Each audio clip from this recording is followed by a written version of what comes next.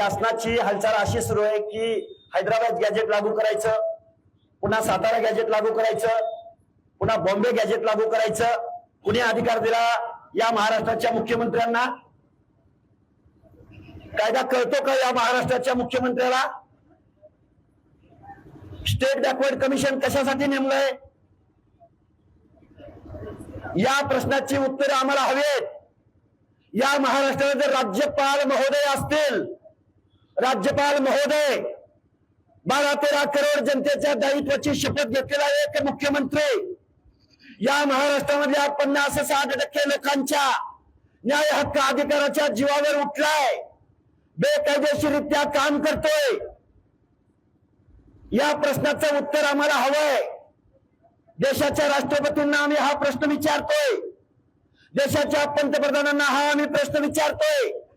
राज्य मागासवर्ग आयोग, सन्माननीय सर्वोच्च न्यायालय, तत्कालीन औरंगाबाद खंडपीठ आणि आत्ताच छत्रपती संभाजीनगर, त्या हायकोर्टाचं जजमेंट पायदळी तुडवलं जातंय.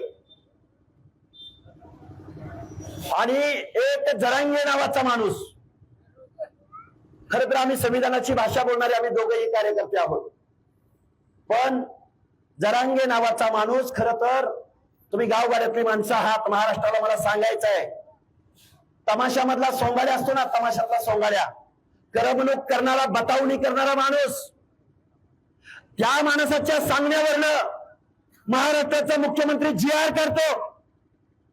लाज वाटते आताच्या आजी मुख्यमंत्र्याची आणि माजी मुख्यमंत्र्यांची नावं सांगतो. अशोकराव चव्हाण माजी मुख्यमंत्री, सन्माननीय उद्धवजी ठाकरे माजी मुख्यमंत्री, पृथ्वीराज बाबा चव्हाण माजी मुख्यमंत्री.